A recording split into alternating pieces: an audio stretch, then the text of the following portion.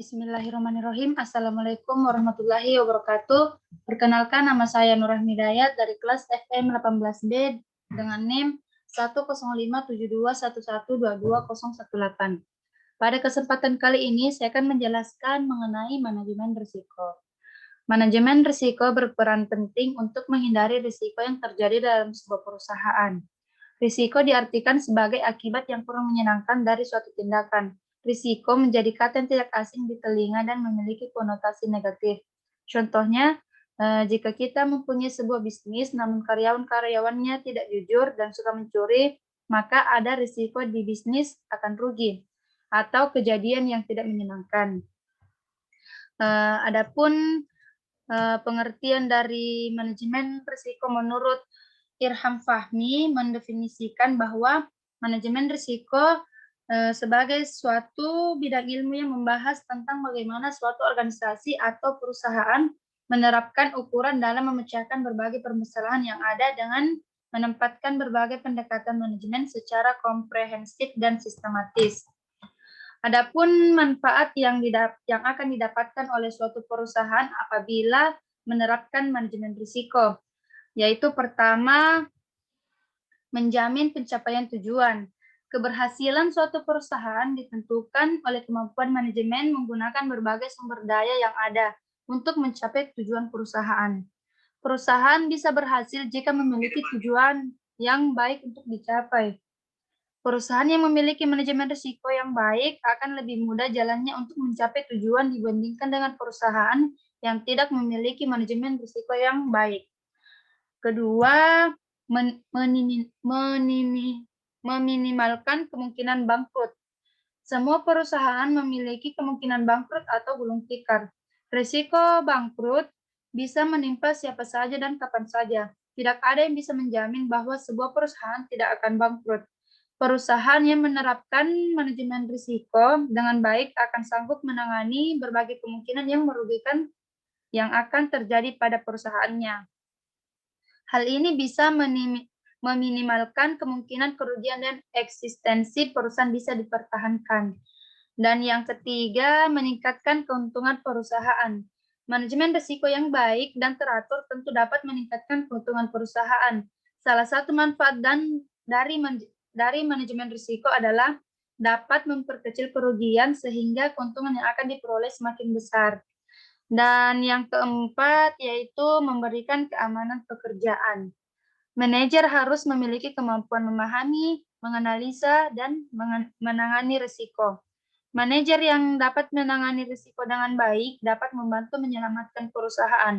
Apabila perusahaan yang manajer tangani tersebut dapat terhindar dari kerugian, maka sudah pasti perusahaan akan mengalami kemajuan dan karir manajer pun akan ikut maju.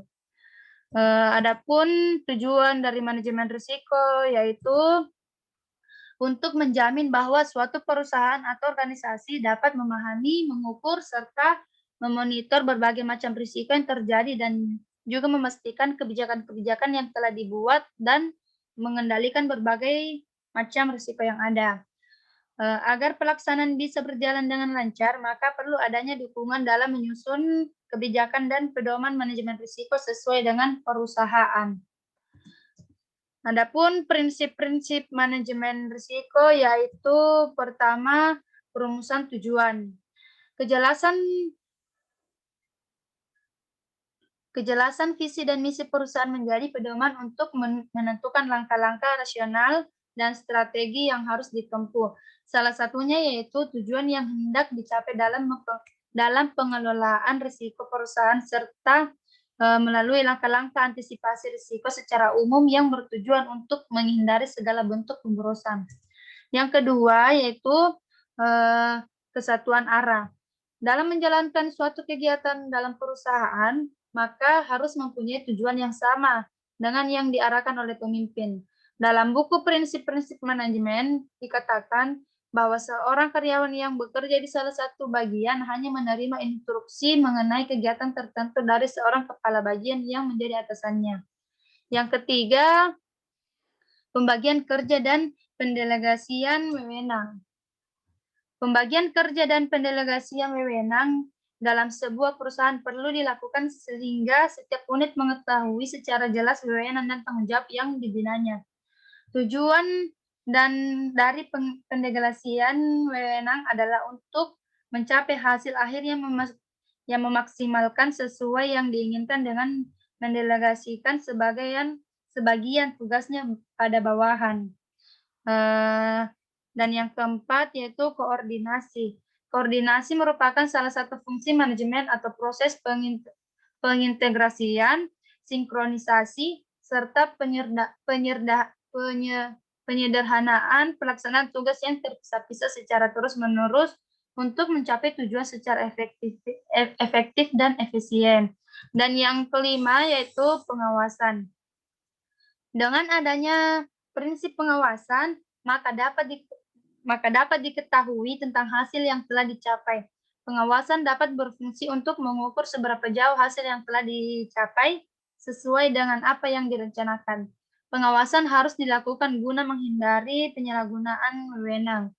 Dan ada pun macam-macam bentuk risiko, yaitu pertama, risiko sifat usaha, kedua, risiko geografis, ketiga, risiko politik, dan yang keempat, risiko ketidakpastian, dan terakhir, risiko persaingan.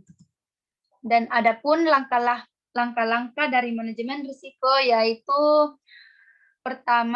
bagian pertama, identifikasi risiko perusahaan, yaitu terbagi 7. Yang pertama,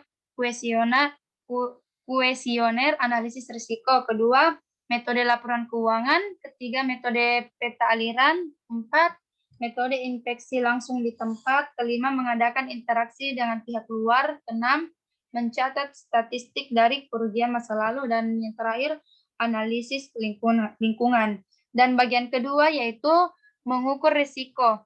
Metode untuk mengukur risiko ini antara lain yaitu pertama, metode sensitivitas, kedua metode volatilitas, dan ketiga risiko sisi bawah. Dan bagian ketiganya yaitu pengendalian risiko. Itulah tadi materi yang saya akan jelaskan.